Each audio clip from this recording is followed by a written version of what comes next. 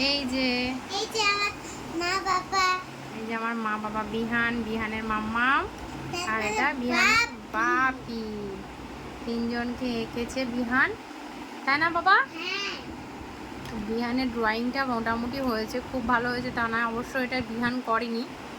বিহান এত ভালো এখনো আঁকতে শেখেনি, মানে এতটা ভালো এটা খুব একটা হয়নি ঠিকই, কিন্তু এতটাও আঁকতে পারে না, চেষ্টা করে।